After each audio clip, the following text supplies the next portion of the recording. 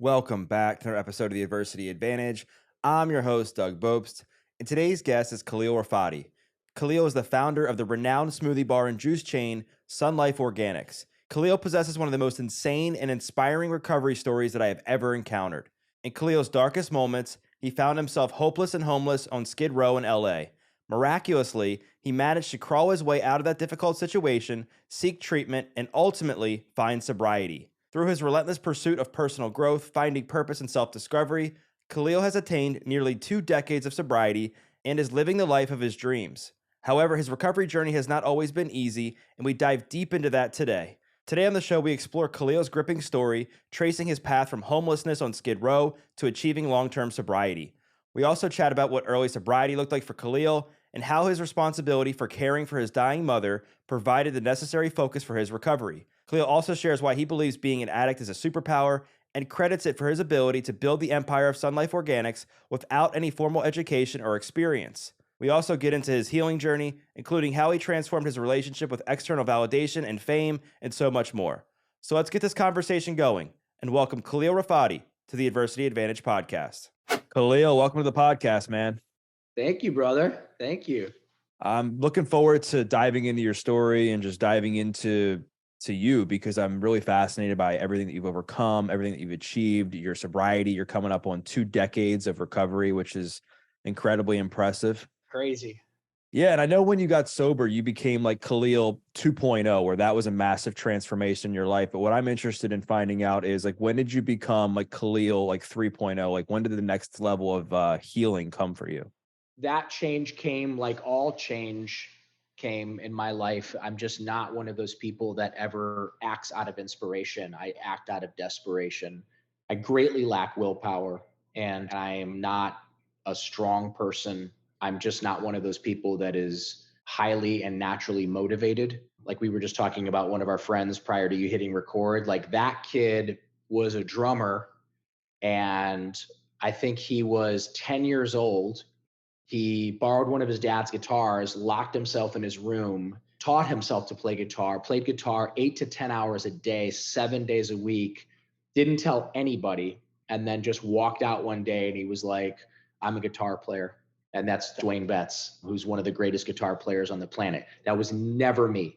I was terrible at sports, terrible at school. I got kicked out of 3 schools, never even finished high school.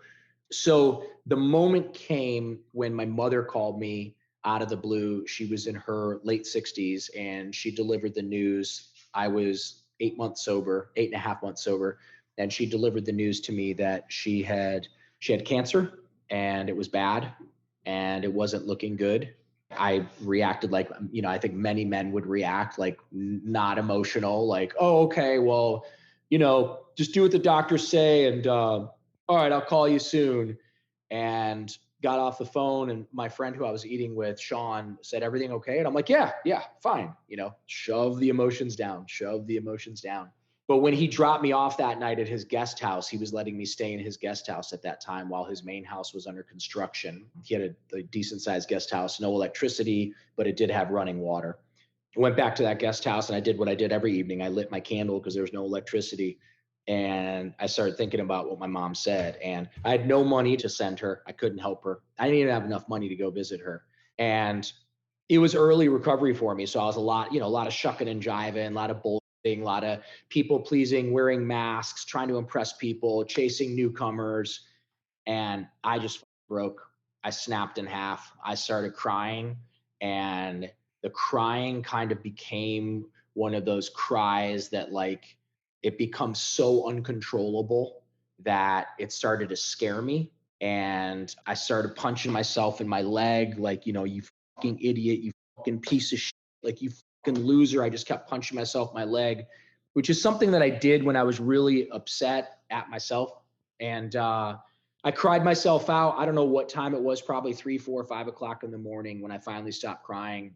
And I just like got on my knees and folded my hands like they taught me in grade school. And I was like, God, please, please, please, God, please, please, please. I don't ever want to feel like this again. Like I'm never going to be poor again. I'm never going to be a loser again. I'm never going to and then I was just like, I'm going to be rich. Like I'm going to be rich. I'm going to be able to take care of my mom no matter what. I'm going to be able to take care of, like, if I get a girlfriend someday, I want to take care of her. And like, I'm going to have nice. And I basically like made a vow to myself, which I didn't know I was doing at the time, but I made a vow that I would never feel like that again. I would never feel like a broke loser piece of shit again. And the next day I just went out, like literally raised my hand at 12-step meetings and said, I need work. I need work. I'll do anything. And people were great. People were like, this gay couple, Chris and Glenn, they were like, hey, we need a housekeeper. Can you clean our townhouse? And I'm like, yeah, I'm amazing at cleaning. I was washing people's cars. I was walking people's dogs. And I just did anything and everything that was put in front of me. And that just, the little snowball just became like an avalanche. And, you know, I'm paraphrasing obviously, but that was the moment, that was the straw that broke the camel's back. And that was the new version, the version that you see in front of you today, emerged out of that filth, out of that mud, out of that muck. Up came the lotus. Yeah. What's interesting about your story is you've mentioned that you obviously had problems in school, convicted felon, jail, had a lot of debauchery growing up, which we're going to talk about, like the comeback story here in a little bit. But like, how did you develop like a lot of these skills that are needed to build this empire that you built with Sunlife Organics? Because I mean, you built this thing that is a massive conglomerate, and it's very well known across the country. And like I just said, like, you didn't have a lot of skills to start with. Well, a couple things. Addiction is a superpower. It's just not known as a superpower. People think of addiction as bad or shameful, or like there's something wrong with somebody if they're an addict. I used to think that way. I remember like hearing about people smoking crack, or hearing about junkies, and like not the cool ones, not the Sid Viciouses and the Jim Morrisons, but like, street junkies. I would be like, what a loser, what a piece of shit. Or like people smoking crack, like, what's wrong with them? If it's so bad for them, why are they doing it? Well, little did I know that I would become that, and much, much worse than probably most of them ever alive on the planet. So I think addiction is a superpower. So I have addiction. I don't know where it came from. I don't know if if it's epigenetic imprinting, or if Gabor Mate's philosophies are real, that it was the trauma that I faced as a child, the sexual abuse, the neglect, the violence. I went through all that shit, but I don't know, man. I got high because it felt great, and I'm selfish. So I don't know where the addiction came from. I don't really care. All I know is if you're an addict, you got a superpower. And if you don't know that, you need to know that. You need to recognize that. You need to own that. The only difference of me now and me back then is I changed up the ingredients, right? I changed up the motivation. I changed up the target. I changed up the goal. I go at success, fitness, finance, love, intimacy in the same way I went after getting well. For those of you who used to be an opiate addict, or, I chase success and an amazing life in the same way that I chase the needle and the spoon and the crack pipe and all that. Secondly, I would say if you are an addict, you got to be really, really good at communicating in order to sustain your habit. So you learn on the street that you could never learn in college. You learn how to size someone up immediately. You literally learn how to look at somebody and size them up. You have to know, because a lot of those people will take your life from you for $5 if you're really on the streets. So I learned to communicate. I learned to barter. I learned to bargain. I learned to negotiate. I learned all that on the streets. Lastly, when I was in my 20s, I remember very specifically being at my friend Chris's house, and his girlfriend and her friends were all talking, and they were all Columbia, Harvard, Georgetown. And I'm like, high school dropout, loser. And this is before my life derailed, but I'm sitting with all these fancy people, and they're saying these words that I had no idea what they were even talking about. I'm like, how do these people talk like this? So at that time, I was on 2nd Street in Santa Monica, and I walked past a movie theater. I didn't realize it at the time, but it was an art house movie theater. It was Lemley's Fourplex. And the only reason I stopped, because this girl on this movie poster was like the most beautiful girl ever. It was actually Penelope Cruz, and it was her first movie. I don't know how to pronounce it. It was called like Abella Peck. It's in like, I think it's in Italian or French or something. And I was bored. I had nothing to do. So I went up to the ticket guy, I was like, when does that movie start? He's like, it starts in 20 minutes. And I'm like, cool. I went in and I watched it. But when it started, it had they were talking another language. I'm like, what the fuck? Like in Ohio, we didn't have that. I'm like, what the fuck? But then I noticed that there were subtitles. And so I'm like trying to watch the movie, but like read the subtitles and watch the movie and read the subtitles and watch the movie. So I went back to see that movie, I think 7 times because I couldn't follow along at first. But by the 5th time, I knew exactly what was going on. I was able to read all the subtitles. And then because I'm an addict, I became obsessed with foreign films. And I started to go watch any foreign film. I didn't care. It could be in any language. And then I discovered that Blockbuster had a foreign film section. And I literally went from A to Z and then from Z to A. And I watched every single foreign film. Essentially, I learned how to read. Not that I couldn't read, but I learned to love reading. And from there, it was sort of a natural progression to discovering Albert Camus and discovering Hermann Hesse and discovering all these amazing books because cute girls hung out at bookshops back then on 3rd Street Promenade. So I used to go up and down 3rd Street Promenade. I would hang out. They were like bookstore/coffee shops. And I would, everyone had a book. I want to fit in. So I learned to read. And that's also how I developed my vocabulary and my ability to communicate. I don't have any talent. I don't have any skills. The only thing I know how to do is communicate. I can spot greatness in people. So I was able to hire some awesome people to run my company, but I have over 300 employees, probably closer to 400, but I stopped counting, and have an amazing corporate team, but I don't do anything. I do big picture stuff. Like I do recipes and I do new locations and I get billionaires to give me money to open up more businesses.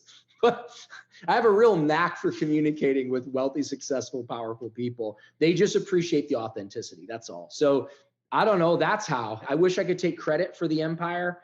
I came up with a great idea and I hired some amazing people to execute my vision. That's amazing. It's so cool that you were just so self-taught and that you pretty much have just used a lot of your experiences from your days in addiction as well as what you've learned since then to be able to, teach yourself all these skills and then build something meaningful by essentially, like you said, learning to communicate effectively with people, which is again was self-taught. I want to go into like fame because I know that fame can be incredibly addicting and attention and stuff like that. And I know you've obviously built a big name for yourself. You've built a massive brand. Have you struggled with like being addicted to the external validation or the fame that comes with a lot of it you've done over the years? Yeah. I mean, being from Ohio, I'm pretty fascinated with fame in general. It's very, very popular in places like Los Angeles and New York, and even here in Austin, Texas, to say things like, I don't care about famous people. They're just like everybody else. No, they're not. No, they're not. They wouldn't be famous if they were just like everybody else, number one. And number two, the people who proclaim they don't give a shit about famous people, Danny Bonaducci will walk in and they'll piss their pants in front of them. Or like the most mundane, non-famous person will walk in and those same people that were claiming they didn't care about fame will freak the fuck out and lose their shit and start acting like an idiot. Listen, we all love famous people. That's why they're famous, right? Certain people like Dwayne, who we were talking about earlier, for the most part, pretty unaffected. Like I've been with Dwayne and met some of the biggest, most famous people in the world. And he was so normal, it was almost unnerving, like it meant nothing to him. Ben Harper, Jack Johnson, the Black Crows. Well, anyway, I don't want to be an LA douchebag name dropper, but some people are less affected by it. I'm super impressed with famous people and I love being around famous people. And I'm not embarrassed to say that. I would rather just be transparent about it. I'm friends with quite a few famous people that have done things that are so mind-blowingly amazing. And I love to learn from them. I love to be around them. I'm very careful not to talk about what they do for a living, but as a result, sooner or later, they sort of share a little bit with you that you normally wouldn't hear about. In my own personal attachment to fame, yeah, I was one of those idiots that ran out, got the gold Rolex and got the Range Rover and did all that stuff. But I'm pretty self-aware and I learned pretty quickly that that stuff doesn't mean a whole lot. It's cool, it's nice, I like shiny things. I love necklaces. I have a bunch of different necklaces, but like I love crystals. I love the energy of crystals. So it's not that I don't love shiny things anymore, but when the book took off and the New York Times did their article about me and I wound up on the front page, I definitely turned into a bit of an addict for about 18 months, I would say. I definitely started to buy my own press and think that maybe I was part of some special group of people that breathe some special rarefied air. It was weird. It was a very weird experience. I mean, I had two authors, not one. I had two authors that I just absolutely loved. Like I looked up to them. I loved their writing style. And not one of them, but both of them, and one emailed me and one DM'd me. And it was such a surreal experience that I literally thought both of the experiences were fake. They weren't. I eventually found out they weren't fake. It's a strange thing to go from an absolute nobody to being a multimillionaire and having a best-selling book and having a chain of health food cafes and having a yoga studio and a recovery center and whatever the else I did. There's a little humble bragging in there. But no, just to give you some perspective, to go from living under a bridge and being penniless and panhandling to that, yeah, it was weird. There was definitely an adjustment period.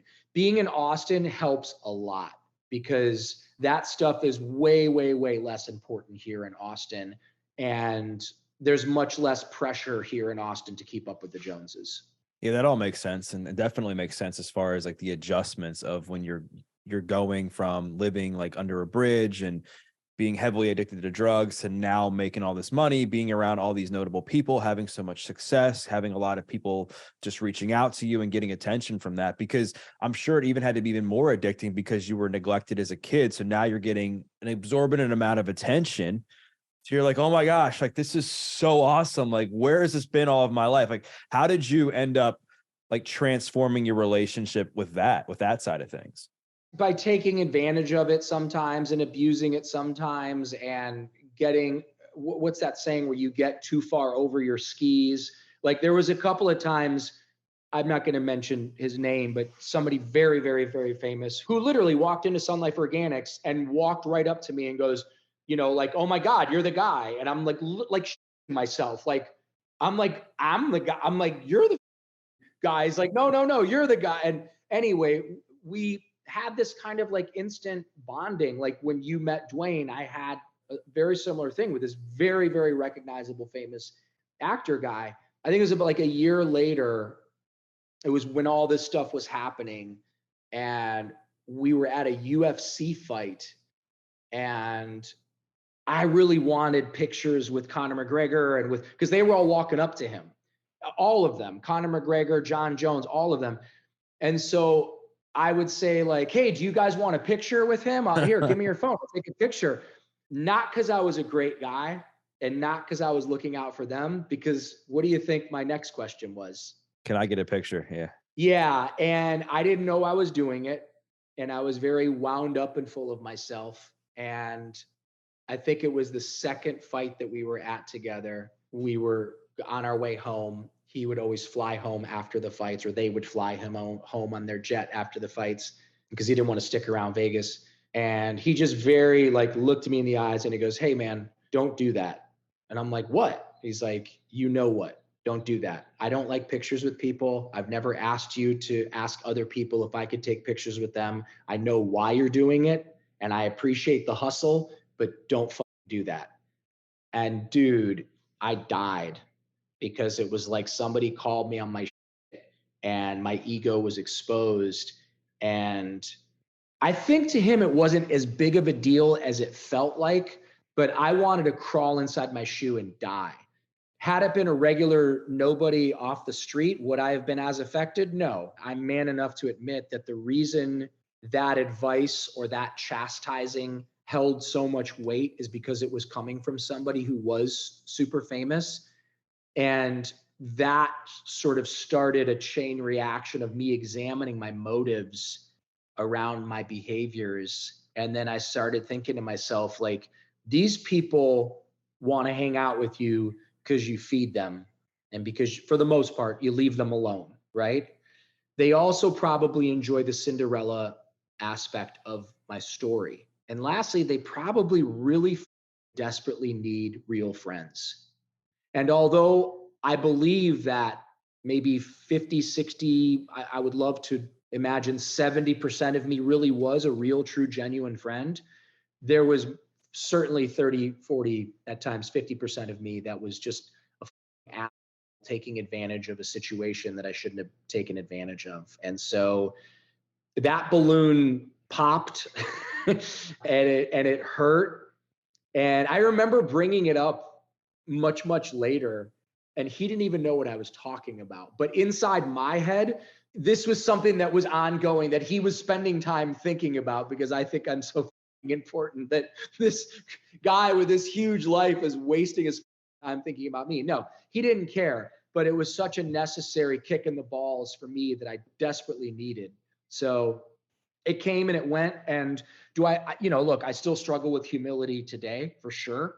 It's definitely a bit of an Achilles heel for me. I try my best to remember that I am not better than anyone else. You know what? I struggle with stupid shit today. Like, and I don't know what your view is on this, and I'm probably going to get canceled for saying this, but like, it's 3 years after the pandemic, and I just went to LA, and I see people like double masked, like driving in their car alone. And I want to go into this place of like self-righteous indignation. Like, look at this, look at that idiot, but like says who? What if that person has full-blown AIDS? What if that person has cancer and is fearing that they might get COVID and die? Like, that's where I still struggle, is with stuff like that. And I have to constantly check myself and remember that I'm no better than anybody. And then also, I hang out with some really cool people here too. Maybe not quite as famous as my friends in LA, but there's some people that do some really amazing shit here. And sometimes I'll go into a place of less than, like, well, I'm not married yet and I don't have kids, and my house isn't that big and I don't live in that neighborhood. So, it's a seesaw. It's back and forth, and the ego always wants to take you out of the present moment and make you feel better than everybody else or worse than everybody else. But the ego never encourages you to realize that we're all equal and we're all struggling. I think a lot of times what happens is when we're going to judge somebody else for what they're doing, it sometimes comes from a place of like pain, right? Where we're angry at ourselves, we're upset with ourselves, or whatever the case may be. And I think at the end of the day, what it does is it gives you like a mirror in a way. It's like, all right, like I clearly need to look within and say, like, why is this bothering me so much? Like, what is it about me that this is bothering me so much? And what do I need to address inside myself to why this is making me so angry? Right. And I think to your other point about just being able to validate yourself in a way that's healthy, how have you been able to do that over the years? I mean, you talked about that wake up call moment at the UFC fight. You've talked about how life is now in Austin, but you've still gotten a lot of attention. You've built a really successful brand. You're around a lot of notable and famous people. Like, how do you validate yourself internally so that you can have like a healthy relationship with yourself? Early mornings are really important for me. So like 5 a.m. to 7:30 a.m. That's the time when I'm wrestling with my existential angst, or I'm being creative, or I'm doing my best to try and sit still and just meditate and breathe. I deal with quite a bit of it early in the morning. I deal with quite a bit of overwhelming sense of impending doom, probably for a multitude of reasons. And it gets better as time goes on. Much to my surprise, the watch or the G-Wagon or the girlfriend or the fancy house did not take that stuff away. My mom was in the war and went through hell. My father was in his own hellish war type existence. Maybe some of that stuff has been passed down onto me. Maybe they kind of like impregnated me with their fears and their horrors that they went through. So early morning, it's very important for me to get up early. So it's very important for me to go to bed. So I do not go out. One of the most frustrating things for me is telling people over and over again, I'm in my pajamas at 7 and I'm asleep by 9. And no matter how many times I say that, I still have those same people come up and say, not because they're bad people, they're awesome people, and they want to invite me to awesome stuff. But like, I've probably been asked 200 times over the last 2 weeks, like, what events are you hitting for South by Southwest? None. Like, oh my God, Elon's going to be at so and so's and it's going to be this. It's not that I don't care. Getting to bed early, getting as much sleep as I possibly can, because sleep is such a panacea. I love exercise, and obviously I'm obsessed with exercise, but I'm obsessed with sleep and quality of sleep as well. I track my sleep religiously. I have a plethora of stuff that I've learned from Huberman and Ferris and Peter Attia and like all those guys.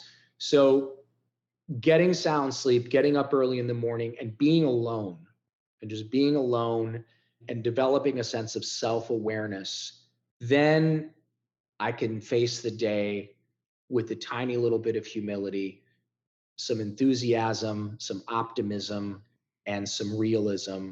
And once I get going, I go on momentum. And just like I'm sure you and many of your listeners know, did you ever think to yourself when you needed a score so you could get well, you know what? I'll try tomorrow.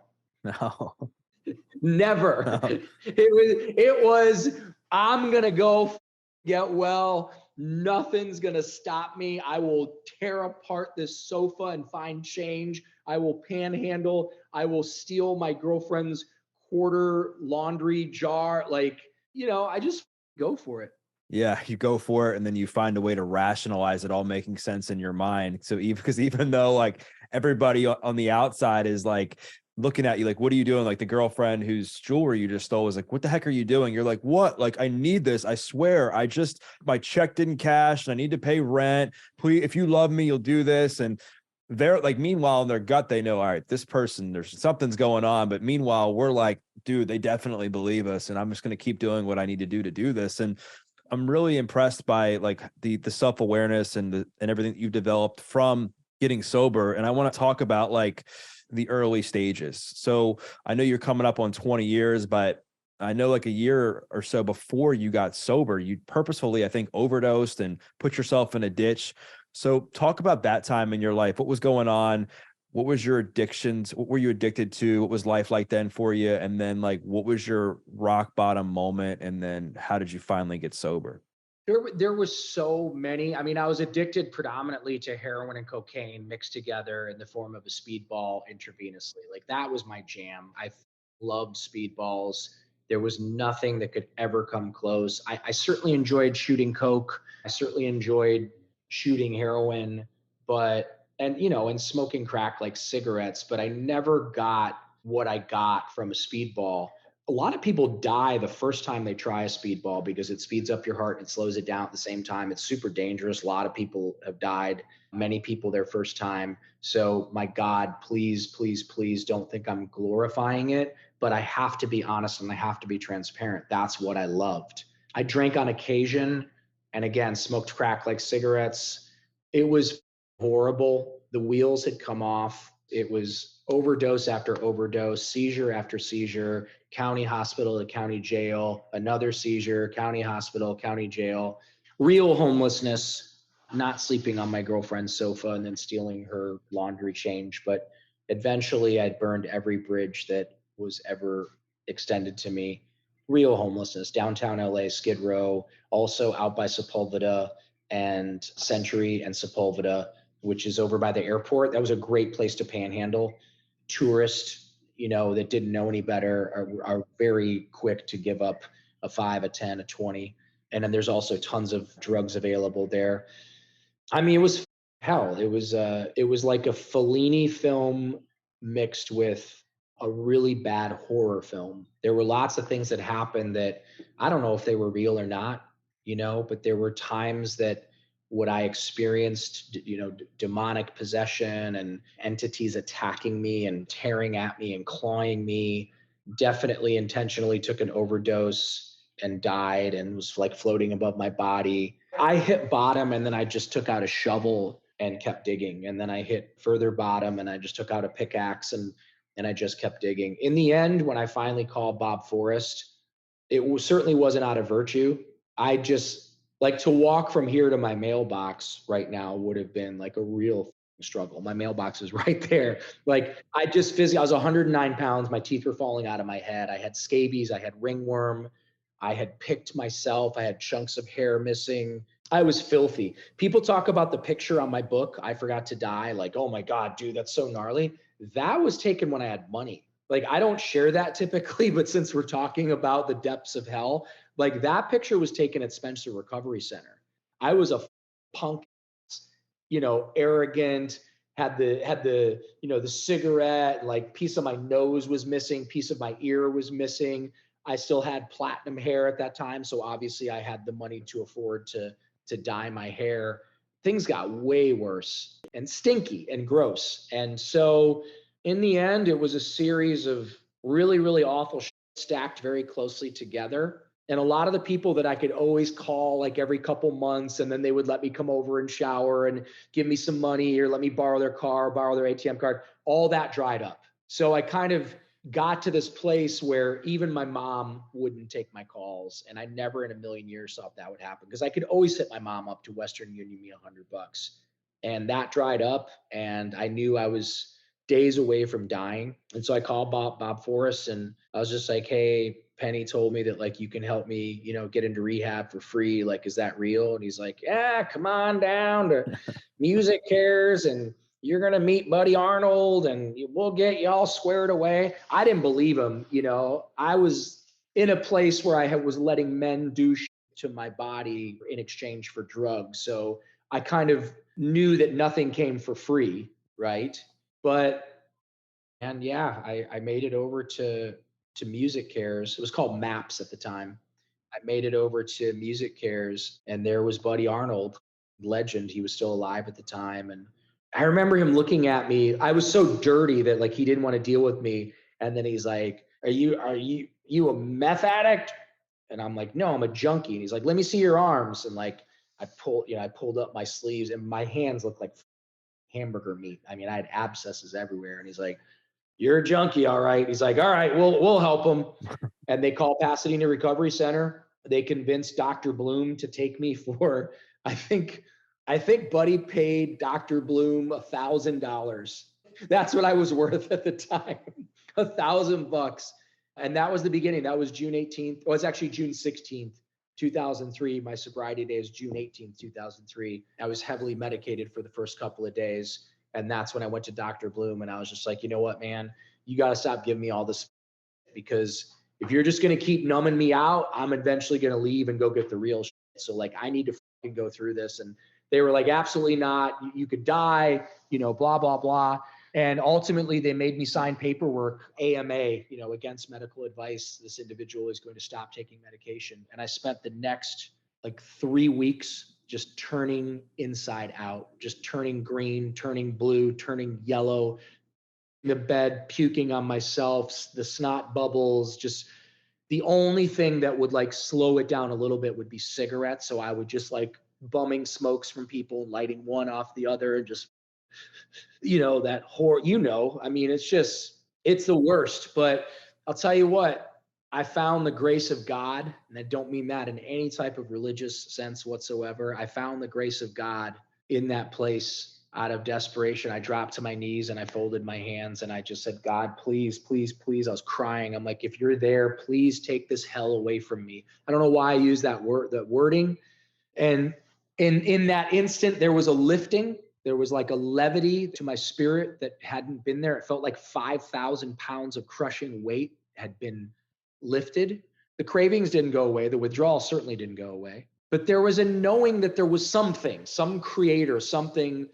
And I grabbed onto that, like they say in 12-step programs, like a drowning man seizes a life preserver.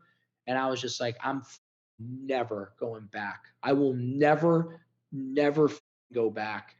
Yeah, I made a vow to myself.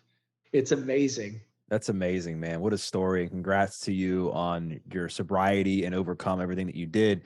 I think a lot of people, they struggle in the initial days of sobriety where the masks come off and now you're faced to deal with yourself in the most raw way possible. You got to deal with your emotions, you got to deal with your traumas, you got to deal with all the pain, and there's no more coping mechanism anymore. How did you deal with that in your early days of sobriety, given that you had such a traumatic childhood and that you were such a hardcore like drug user when you were using?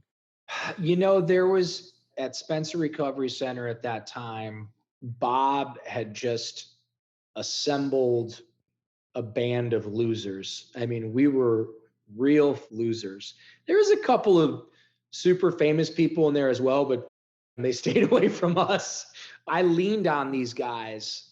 Well, first of all, I didn't have any. I didn't have cigarettes. I didn't have anything. So, like, you know, this kid Ryan and this guy Frankie Violence and this guy Jeff and a few other people, I just leaned on them hard. I just was honest with them. I was just like, I'm scared, man. I want to get high. I want to get high. Seemed like for some reason, so many people with like 3 days or like 10 days or 30 days, they really got a kick out of saying things like, yeah, man, I don't want to never do that shit again. Like, I'm good. I'm clean, man. I'm going to stay clean. And I'm like, who the are they trying to kid? Like, they've been getting high for 20 years and now they've been in here for a week and they're claiming they're never going to get high again.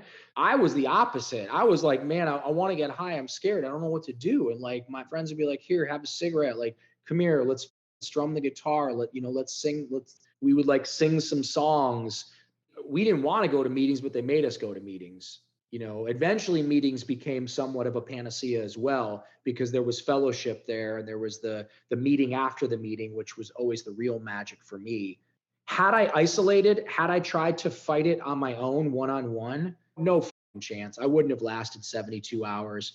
And I gotta say, here's the craziest thing. There's two things that happen. One, so the guy Jeff that I was in treatment with, he always had cigarettes. He had money still somehow. He would always give me cigarettes and he would always play the guitar and he would always like do these cover songs in this like country twang, because he was ironically enough from Austin, Texas. So I bought this brand new house, but I gutted it and I made it like a palace. I did like indoor sauna, outdoor sauna, steam shower, whatever. Jeff is the guy that did all the work for me. Wow. Almost 20 years later. Yeah, we ended up meeting up again here in Austin. He hit me up on Facebook and he was like, dude, are you in Austin? Are you really here? And I'm like, yeah, I own a business here. And he came to see me and he started crying. And I started crying and he introduced me to his wife. And like, it's amazing. Frank Violence, the guy I was making a reference to, it's not his real last name, obviously. Frank was texting me this morning. In fact, busting my balls, making fun of me, asking me like, he was showing me pictures of the original. There's this meme where it's the original Top Gun with the hot blonde girl that was in it and Tom Cruise then. And then it shows them now. And like, she's a lady in her 60s. Like, she looks like a grandma and Tom Cruise looks like a stud. So Frank sent that to me and he's like, be honest, you still would, wouldn't you? And of course I had myself a laugh. And then I asked him how living in the trailer park was. He doesn't live in the trailer park, but that was our ongoing joke there. So just camaraderie, fellowship, laughter, mostly laughter, and eventually 12-step meetings. That's incredible, man. So like you mentioned, obviously 12-step meetings, you mentioned like laughter, you talked about like how just action and acquiring like knowledge along the way helped you get to where you are today. Was there ever a moment throughout this process where you felt that like because you had so much success along the way that became like a way from you to escape, to deal with some of the deeper stuff that you had gone through during your childhood that impacted you as an adult? So you're talking about current life now, and then the sort of meteoric rise, which really wasn't a meteoric rise, but you mean that, Well, right? I guess what I mean is, have you found, like you've mentioned that you've used laughter and that you've gone to the 12-step meetings and that you've did what you needed to do to become successful today. Like, was there ever a point where you felt like the success, like just going to the next thing, to the next thing, to the next thing became an addiction in a way that it prevented you from like healing some of the stuff from your childhood? There's certainly a component of that, but I will tell you the Byron Katie stuff. I don't know if you ever got into the Byron Katie stuff.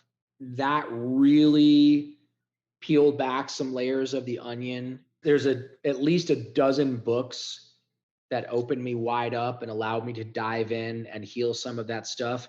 Now, I guess to answer your question more specifically, Did I avoid some of that stuff and just go for the success and said, yeah, absolutely. I mean, there were things up until my 17th year in recovery, there were definitely some deep, deep wounds that I would try to shop my way out of or whatever. Yeah, become more successful and avoid them. It was right around 17 years, about almost 3 years ago, where I decided I'm going to try some different modalities of healing now. And I feel safe enough and I feel in a good enough place to where I can start to experiment with some different modalities of healing beyond 12 steps, Byron Katie, Power of Now, Kabbalah, TM, yoga. Like I definitely exhausted quite a few different modalities of healing up until that point. But at a certain point, I had to make a decision if I really, really, truly wanted to dive deep and exercise that trauma out of me, which I was able to do. And that was another very prolific experience. Was there a specific moment that triggered this yearning for more self-discovery? I had some people who I really loved and cared about turn on me, and my mom was dying at the same time. And I had one friend in particular who I knew would have my back no matter what. And actually, it was completely the opposite. I was just like, this. Like I had midlife crises, right?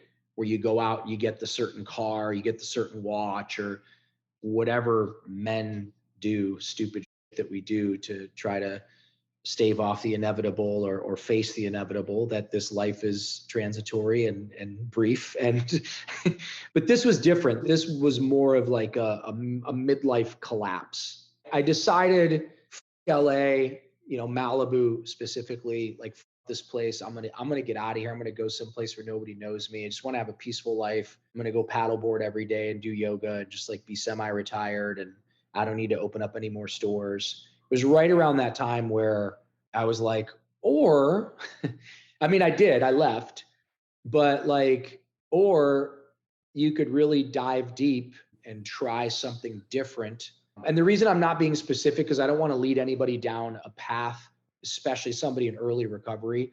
I chose to do something at 17 years sober that I would not suggest I wouldn't suggest it to anybody, because I'm not a therapist. I'm not a doctor. I knew myself well enough to know that for the most part, I felt like I'd say I was like 80% confident that I could go and have this experience. I think you can use your imagination to what I'm talking about and come out of it okay. We've talked about it on here before. It's okay. Oh, okay. Okay. Yeah, good. I felt called that there was more.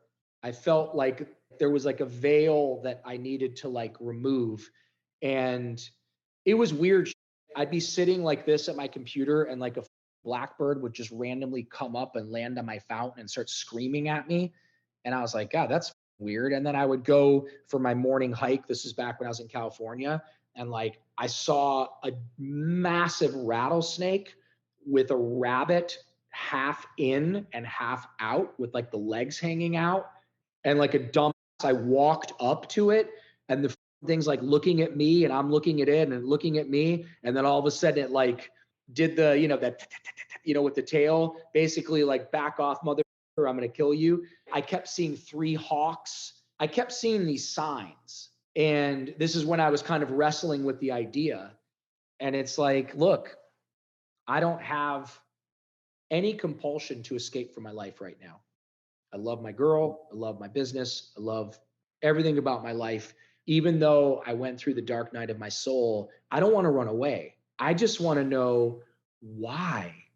Like, why do I care so much? Why am I so wounded because these people turned on me? I'm sure a lot of it was jealousy.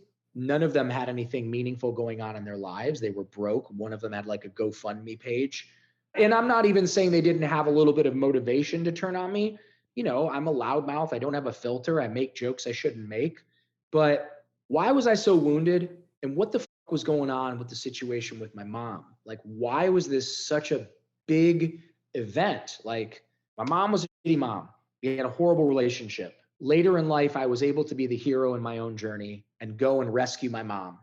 get her to retire, bought her a house. She beat the cancer, by the way. I forgot to tell your listeners, but she beat the cancer. But I was able to take care of my mom the last 17 years of her life in a very profound way. I spoiled the shit out of my mom. So I got to be the hero in my own journey.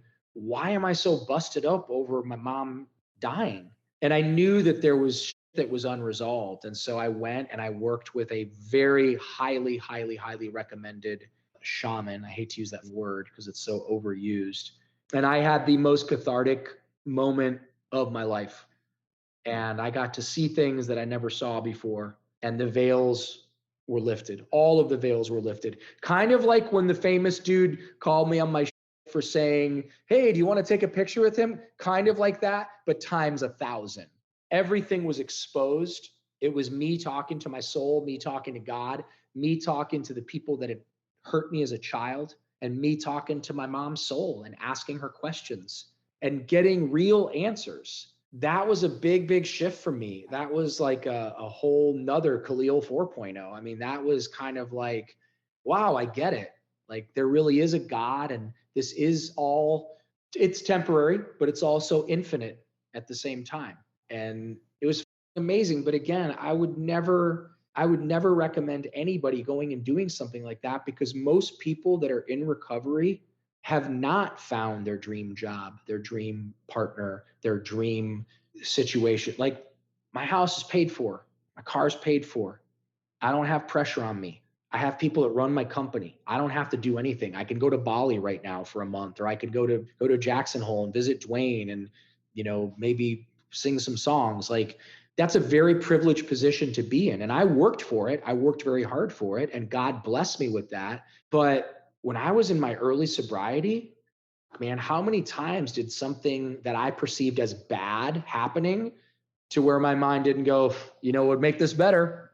How about go get a 20 rock, or how about, take a handful of Vicodin that's in the medicine cabinet because your girlfriend had dental surgery. Like I would never want to suggest it to anybody, because I would never want anyone to fall into harm's way. Listen, people die. People go crazy in plant medicine ceremonies. It's not talked about a lot, but people die, people go crazy, people kill themselves, people snap and never come back. In my particular case, I knew I was ready. Somebody said the other day, if you're asking people if you should do a plant medicine ceremony, you shouldn't do a plant medicine ceremony. If you're supposed to do one, you will know definitively. So that's what I'll say about that. Thanks for sharing all that and getting vulnerable and sharing about like how that experience like helped to create the Khalil 4.0. And I imagine that when you first got sober, you never thought in your wildest dreams you'd be where you're at today. I'm sure you obviously had some aspirations, but you never thought you'd be where you are today.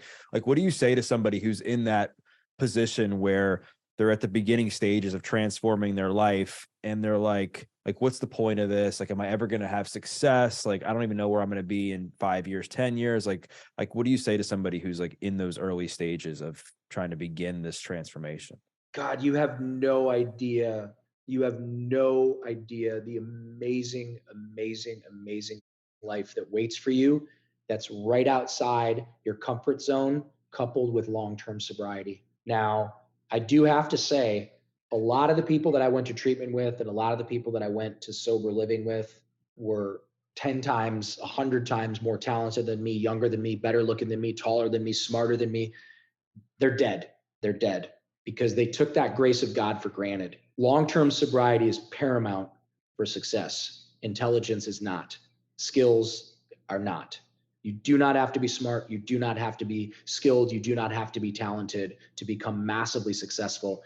If you are an addict, you do need to be sober, and it needs to be long-term sobriety.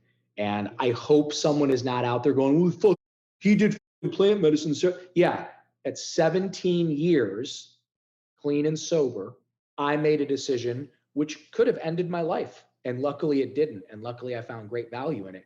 But long term, if you just stay sober long enough and you're willing to get outside your comfort zone and you're willing to become 1% better every day, not 10% better. Don't go join the gym and work out for 3 hours and then you're sore for 10 days and you never go back. Don't decide, I'm going to quit smoking tomorrow and I'm going to run a marathon, because that was the stupid shit that I did when I was newly sober. It's tiny little incremental changes practiced over a sustained period of time will bring about monumental results in your life. Look, I'm 53. At 33, I was a loser. I had 30, 60, 90 days sober, and then I turned 34. I couldn't do anything. And the other thing that I forgot to mention, so when I raised my hand at that 12-step meeting up at Sarah Retreat, and I said, I need work, one of the guys that came up to me afterwards and said, hey, you really want work? I'm like, yeah. Are you really going to work? I'm like, yeah, I'll do anything. He's like, meet me at Starbucks tomorrow morning, 7 a.m. Don't be late. I was there at 6:30 a.m. I couldn't sleep back then. I wasn't getting up early because I was cool. I couldn't sleep. Didn't have the dope in me, couldn't sleep very well. So he took me up into Bel Air, and I did like some just handiwork for him. Just like basically I was a laborer. And at the end of the day, he dropped me back off at that Starbucks and he handed me $100. And I just looked at that honest $100 that I had earned. And I was like, wow, thank you. And he goes, thank you. If you want to work tomorrow, same routine. And I got out of his van and I went over to Malibu Kitchen and I ordered a tuna salad on a toasted seeded baguette with Swiss cheese and mustard and all the fixings. And I had to be real careful because my teeth were falling out that time. My teeth were still really brittle. But I got that sandwich and I held it up to my face, the sandwich that I had paid for with money that I had worked for, money that I had earned. And before I could even take a bite, I just started crying. I'm like, I'm going to be okay. I'm going to be okay. I can do that. And I can do that. As long as I can have this, like, I'm going to be okay. I still thought I had AIDS. I still thought I had Hep C. I hadn't been tested yet. I still had challenges ahead of me, but it was a beautiful moment. And again, 15 years later, I'm working, I got the recovery thing. I want to open up a yoga studio. So there's this guy that I knew from the program, and he could make anything, he could do anything. And we had to work at night, long story, but we had to work at night because I couldn't get permits to open it, to do the remodel. So we just put the cardboard on the window and we did it. And I paid him really well, and we're laughing. And every day he would come in and he'd get a Wolverine. And this just shows you like how like unaware I am sometimes. So we get it done, and he's like, if you need anything else done, I'm like, yeah, I need to get some tables done. I need to build these tables, whatever, for the different Sunlife stores. And one day he's drinking his Wolverine. He looks at me. His name's Daryl Cobb. He looks at me and he goes, man, did you ever think when I picked you up that first morning at Starbucks that you would do? Dude, I forgot. I got to know him over time, and I just conveniently forgot that he was the first guy to give me an honest day's work. And man, I got choked up. I was like, wow. And he goes, you're rich. You did it. And I'm like, yeah, I did it. I got like, tears welled up in my eyes. And I was like, holy shit, I forgot, dude. And he's like, I didn't. I've watched you work and work and work and rise up out of your adversity. And Daryl, we talk all the time, almost daily now. He builds all the stands for all my fancy crystals. If you go into Sunlife Organics, I have all these amazing crystals that I collect, and he builds me the stands for all the crystals, and he makes the tables for every store. And life is beautiful. It's not about being a millionaire. It's not about like hanging out with famous people. That stuff is cool. That's 10% of it. But the 90% of it truly is being self-supporting through your own contributions. And if you really want to, if you're really willing to get out of your comfort zone, if you're really willing to get 1% better every day, because if I get 1% better every day, by the end of the year, I'm 365% better, right? That's a lot better. But what if I keep doing that and then compounding sets in? I think now at this point in my life, I did the math, I'm 17,000% better than when I first got sober. I'm 17,000% better. I am stronger. I am faster. I am happier. I obviously am more successful, but like the sky is the limit, and I'm just scratching the surface at 53 years old. So my God, if you're just getting sober, I would imagine most of you are probably a lot younger than me because I'm 53. Just fake it till you make it. Raise your hand, ask for help. Get 1% better every day. Don't put pressure on yourself. Don't think you need a career at 35. You don't need a career. You need a McJob. Go get a job at a coffee shop. Go get a job at a rehab. Go get a job painting houses or whatever. Work begets work, and momentum builds and compounding sets in. And eventually you'll find your way. 19, almost 20 years ago, did I think that I'd be making smoothies for a living? No. I still had fantasies about getting back together with Dwayne and Orby and those guys and becoming a rock star. Dwayne, who you know, makes music because he's a musician. That's what musicians do. Me, as a broken, sad child from Ohio, wanted to be the lead singer rock star because I wanted validation. That is a motivation. And thank God I didn't actually achieve it, because I'd be dead. But instead, I get to play with my cats, have dinner with one of my best friends tonight, who's a man of God and an amazing father and an amazing husband, and I get to learn from him. I get to employ all these people. I get to meet cool people like you and hopefully spread a message of hope. My book has done insane. It's selling all over the world. And I have an amazing life because I stopped worrying about following my passion and I started thinking about finding my purpose. I found my purpose. My purpose is to inspire people.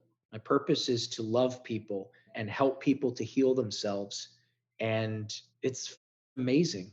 It's amazing. And if a dummy like me can do it, anybody can do it. It's amazing. And speaking of inspirational, I think all the listeners are going to be inspired by your story and what you've said and what you've overcome. So, Khalil, I wanted to thank you once again for coming on the podcast. If people want to connect with you online, if they want to learn more about like Sunlife Organics and maybe try to visit one of the locations, where's the best place to do that? There's locations all over California, Malibu, West Hollywood, Century City. There's one at USC on campus. There's one up in Marin in San Francisco, South Beach, Miami, Las Vegas, a couple here in Texas. I think we're doing San Diego and Chicago next. You can find me on Instagram. I might inspire you. I might offend you. I don't have a filter. All I can do is be me. All I can do is do my dance. And if that pleases you, great. If that doesn't please you, that's great too. I don't know how much time I have left on this planet, but I want everybody out there to know that they can do and be and become anything they want. Anything they want. You just got to do the work. I know that sounds so cliched and it sounds much more difficult than it actually is. And all the smart people that you see out there that are super successful and you think, oh God, well, I could never be that. I could never do that. That's what I used to say to myself. But you know what? It's the caterpillar, the ugly, gross caterpillar crawling along the twig that looks up at the butterfly and goes, oh my God, if I could only be that, if I could only fly, if I could only be beautiful like that, wouldn't life be perfect? Wouldn't life be amazing? Not knowing the whole time that they are that butterfly. All they have to do is learn to go within, build some self-awareness, create your own chrysalis, sit still, listen to the sound of your breath, quiet your mind, give yourself permission to dream again, write down your goals, a 1 year, a 3 year, and a 5 year plan. Get as specific as you possibly can. Bob Forrest made me write down my 10 dreams that I wanted to achieve in my life. Dude, I'm going to dig it out. And I'm going to text it to you sometime because I still have it. It's so embarrassingly sad. Like, I want an apartment. Like, I was selling myself so short. And we all do. We all do. We can do and be and become anything. We are the butterfly. We are the butterfly. We just got to go within.